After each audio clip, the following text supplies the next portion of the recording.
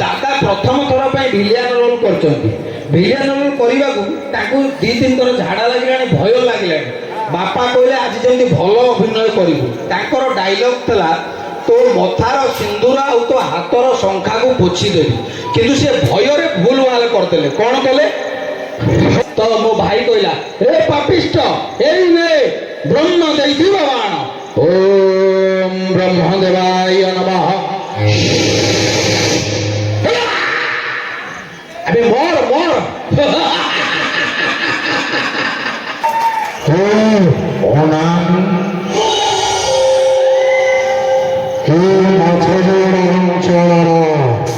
समस्त ग्रामवासी मानक मो तरफ प्रणाम आपने नाटक को भल पाई तो भाई आज पूरा हाउसफुल अच्छी कौन टिकेट सब सेल हो आमर हूँ 14टा लेखा पड़वार अच्छी जो आमर चेयर किंतु अधा पकई अधा पकई ना तो मुझे जाऊँगी आउ 2टा लेखा देदेवी तो चलतु देखा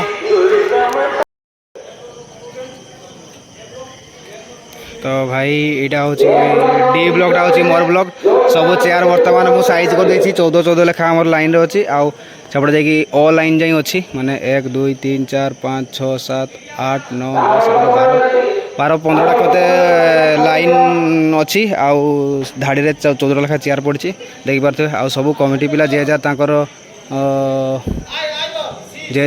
सब चेयर सजासजी लगी पड़ते जेहेतु आज हाउसफुल अच्छी आमर कॉमेडी स्टार प्रज्ञा सारा आसुँच आटा देखिपे स्टेज आउ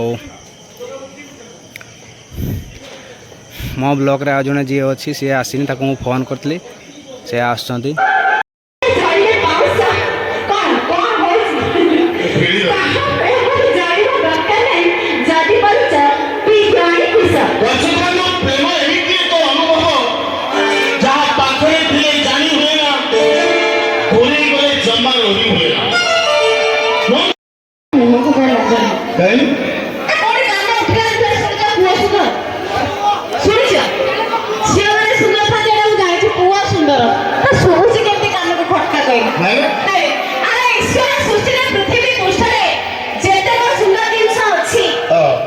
ईश्वर सृष्टि पृथ्वी पृष्ठ जितेक सुंदर जिन अच्छी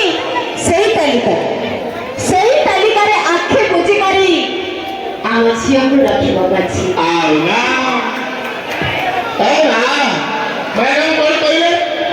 ईश्वर सृष्टि पृथ्वी पृष्ठ जिते सुंदर जिन अच्छी झील को रखी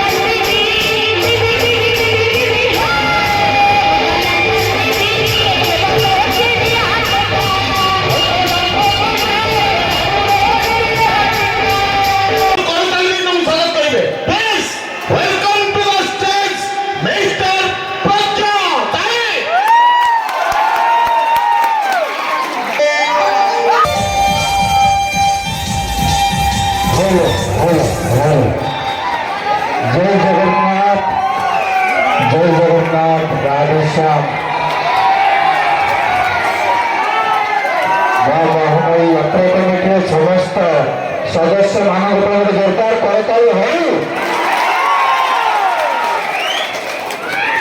ଯାତ୍ରା ଦୁର୍ଗାଶ୍ରୀ ଗଣନାଟ୍ୟର ସମସ୍ତ କଳାକାର ବୃନ୍ଦ, ନିର୍ଦ୍ଦେଶକ, ମ୍ୟୁଜିକ ବନ୍ଧୁ, ଆଲୋକ ବନ୍ଧୁ ସମସ୍ତଙ୍କୁ, ସଙ୍ଗୀତକାରଙ୍କୁ ଆରମ୍ଭ କରି ସମସ୍ତଙ୍କୁ ହାର୍ଦ୍ଦିକ ହାର୍ଦ୍ଦିକ ଅଭିନନ୍ଦନ ଜଣାଉଛି। ଧନ୍ୟବାଦ। ଟିକେ ସାଉଣ୍ଡ ଭାଇ ହାତ ଦେବ। ଜୟ ଜଗନ୍ନାଥ। ରାଧେଶ୍ୟାମ। ଜୟ ଜଗନ୍ନାଥ। ଆଜ୍ଞା ଦର୍ଶକ ବନ୍ଧୁ, ଆପଣମାନେ ସମସ୍ତେ ଏ ମଞ୍ଚରେ ମେଲୋଡି କାର୍ଯ୍ୟକ୍ରମ ଦେଖୁଥିଲେ, ଅନେକ ଗୀତ ଶୁଣୁଥିଲେ, କିନ୍ତୁ ଆପଣମାନଙ୍କୁ ମୁଁ କିଛି କଥା କହିକି ଯିବି। ଆରମ୍ଭ କରିବା। ଯେତେବେଳେ ସଙ୍ଗୀତ ଦୁନିଆ ନଥିଲା, ଯେତେବେଳେ ସଙ୍ଗୀତ ଆରମ୍ଭ ହୋଇଥିଲା, ସେତେବେଳେ ଏତେ ମ୍ୟୁଜିକ ନଥିଲା। ସେତେବେଳେ କ'ଣ ଥିଲା ନା ମୃଦଙ୍ଗ ଦାଦା ଆଉ ଗିନି ଭଉଣୀ, ଆଉ କେହି ନଥିଲେ। ସେତେବେଳେ ଭାଗବତ ଟୁଙ୍ଗିରେ କେବଳ ଗୀତ ମାନେ ଗାଁ ବଜା ହଉଥିଲା। ତ ସେତେବେଳର ଗୀତ ଆଉ ଏବେକାର ଗୀତ କେମିତି ତିଆରି ହେଲା ଗୋଟିଏ ଝଲକ ଦଉଛି।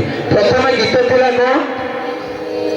ହରି ପ୍ରଲୟ ପୟୋଧିଜଲେ ଧୃତବାନ ଶିବେଦମ୍। ଏ ଗୀତ ଥିଲା। ତାପରେ ଭିକାରୀ ବଳ ଜନ୍ମ ହେଲେ, ତାଙ୍କର ସୁନ୍ଦର ଗୀତ ଆଇଲା। କାଳିଆ ସାନ୍ତ ଓ କାଳିଆ ସାନ୍ତ ଏ ସକାଳ ପହରୁ ତୁମରି ଦୁଆରେ ଡାକି ଡାକି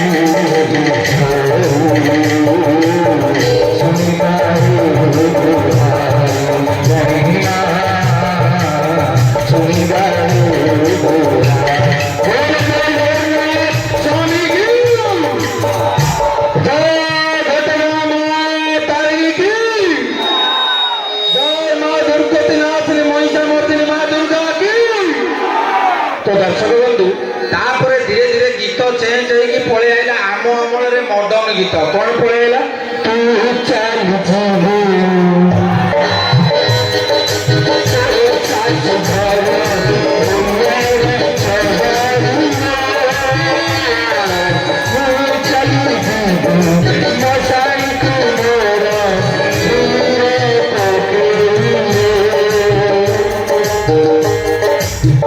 ଆଉ ଆମ ବେଳେ ଗୀତ କଣ ପଳେଇ ଆଇଲା? ତୋର ଲମ୍ବା ବେଣୀ, ବିଭିନ୍ନ ପ୍ରକାର ଗୀତ ଆଇଲା। ଆଚ୍ଛା, ଏଇ ଗୀତରେ ଆଜିକାଲିକା ଟୁଙ୍ଗାଳିଆ ମାନେ ଟିକେ ଡିଜେ ପଞ୍ଚ କରିଦେଲେ, ତ କେମିତି ସୁବିଧା? ତୋର ଲମ୍ବା ବେଣୀ ଡିଜେ ଯେମିତି ଗୋଟା କିଏ ବାନ୍ତି କରିବ। ଡିଜେ ଡିଜେ ତ ସବୁ ଗୀତରେ ଆଜିକାଲି ଡିଜେ। ये पछो की गाली फैशन वाली चाली तो बॉम्बे दिल्ली मोबो पहले डीजे डीजे डीजे डीजे बताओ तो कैसा डीजे कैसा कैसा डीजे डीजे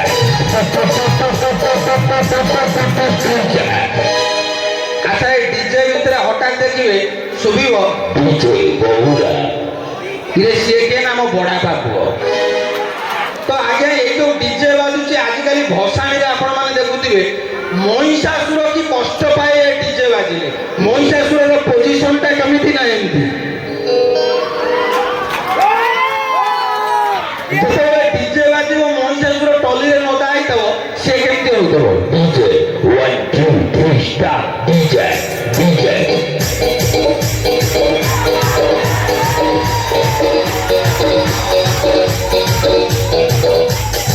ଯେତେବେଳେ ନଈ ପାଖରେ ମହିଷାସୁର ପହଞ୍ଚିବ, ତା ଲିଭର ଗଳି ପଡ଼ିଥିବ, ତା କଲିଜା ଗଳି ପଡ଼ିଥିବ।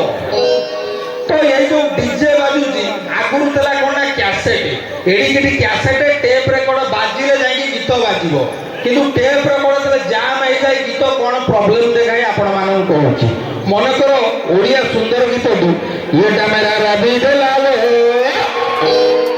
ଇଏ କାଉ କହେ କାକା मेरा रवि दलाले काऊ कहे काका ए आलोचा विश्व नाली काना बीबी कते मोड़े नबी ए आलोचा विश्व नाली काना बीबी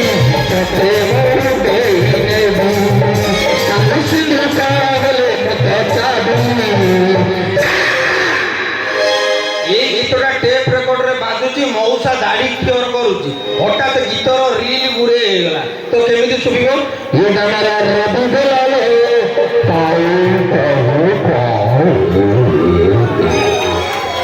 ଏ ଆଲୋଚା ନାଲି ପାନା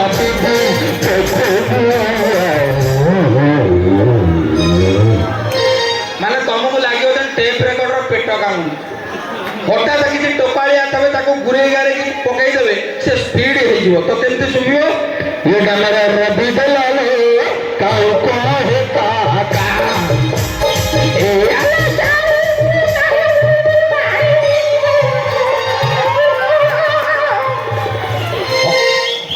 ହଠାତ୍ ତମକୁ ଲାଗିବ ଯେମିତି ଟେପ୍ ରେକର୍ଡରେ 300 ଚେମାଣିଆ କହିଛନ୍ତି। ତ ଆଜ୍ଞା ଧୀରେ ଧୀରେ ସଙ୍ଗୀତ ଆସିକି ପହଞ୍ଚିଲା ଏ ଜାଗାରେ। ତେଣୁ ଦର୍ଶକ ବନ୍ଧୁ ଆଜି ଏ ମଞ୍ଚରେ ଥିବା ସମସ୍ତ ସଙ୍ଗୀତ ଶିଳ୍ପୀ ମାନଙ୍କ ପାଇଁ ଗୋଟେ ଜୋରଦାର କରତାଳି ହଉ। ଯେଉଁମାନେ ମେଲୋଡିରେ ଗାଉଛନ୍ତି ଆମ ଯାତ୍ରାର ପ୍ରଚ୍ଛଦ ପଟରେ ଗାଉଛନ୍ତି ସେମାନଙ୍କ ପାଇଁ ଗୋଟେ ହାତ ଖୋଲା ତାଳି ହଉ। ସ୍କୁଲରେ ପଢୁଥିଲି ମୁଁ ଯେତେବେଳେ ସ୍କୁଲରେ ପଢୁଥିଲି ମୁଁ ଚ୍ୟାଲେଞ୍ଜ ମାରିବି ମୁଁ 1 ନମ୍ବର ଟପର ଗଧ ଥିଲି।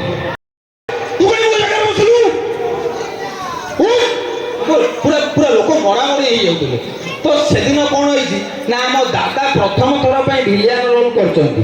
ଭିଲିଆନ ରୋଲ୍ କରିବାକୁ ତାଙ୍କୁ 2-3 ଥର ଝାଡ଼ା ଲାଗିଲାଣି, ଭୟ ଲାଗିଲାଣି।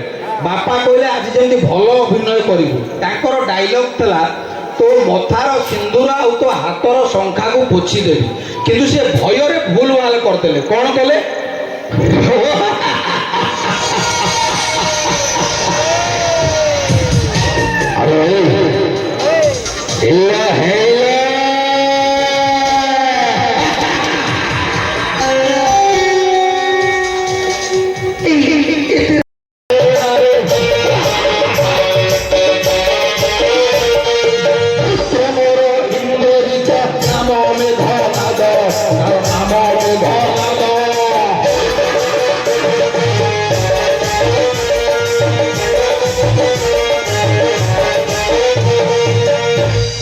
ଆଜ୍ଞା ସିଏ କ'ଣ କରୁଛି ନା ଟିକେ ମାଲ ପିଇ ଦେଇଛି। ଆଚ୍ଛା ଏଇଟା କୋଉ ଜାଗା? ଆବେ ଏଇଟା ଷ୍ଟେଜ। ଆଚ୍ଛା ଇଏ କିଏ? ମୁଁ? ତୁ ମତେ ଜାଣିପାରୁନୁ ମୁଁ ରାମଚନ୍ଦ୍ର ରୋଲ୍ କରୁଛି?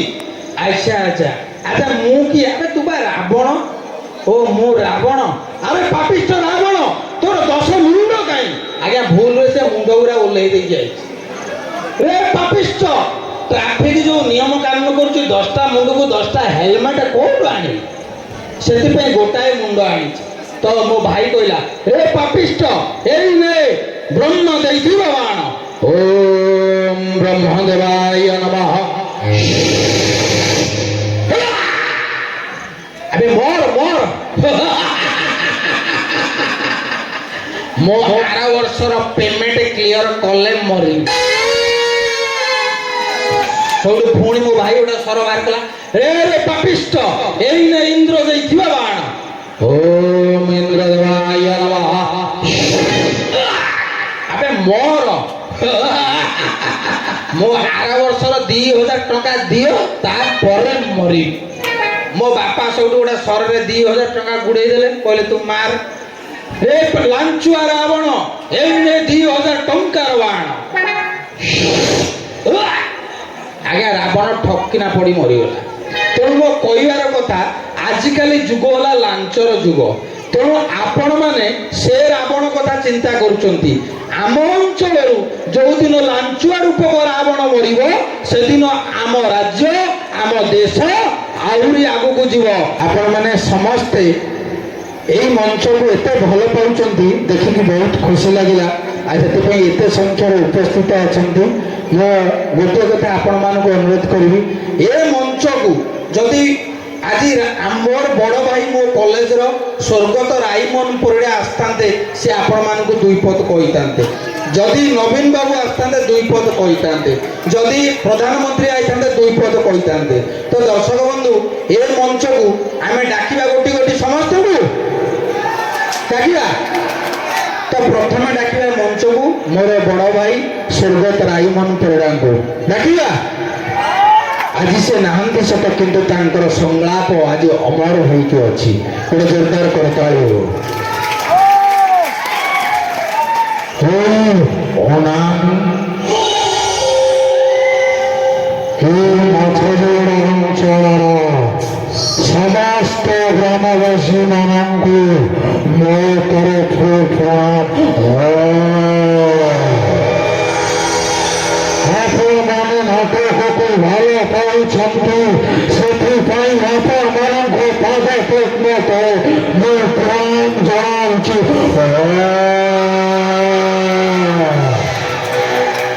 ତ ଯଦି ଓଡ଼ିଶାର ମାନ୍ୟବର ମୁଖ୍ୟମନ୍ତ୍ରୀ ଆମର ଯିଏ ଥିଲେ ନବୀନ ବାବୁ ଯଦି ଆସନ୍ତି ସେ କେମିତି କହନ୍ତେ? ନମସ୍କାର।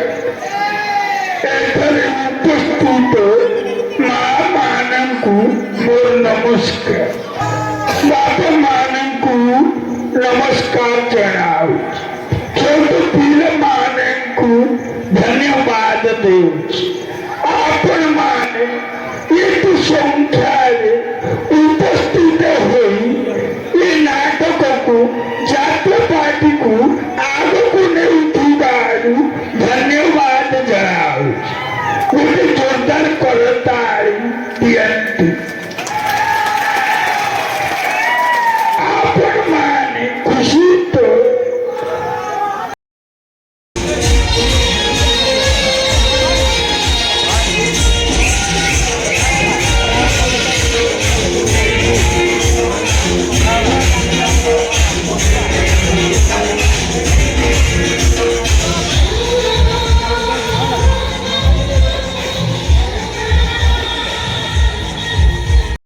ତ ଭାଇ ବର୍ତ୍ତମାନ ହେଉଛି ଆମର ନୋଟି ସରିଯାଇଛି ଆଉ ଟାଇମ୍ ହେଉଛି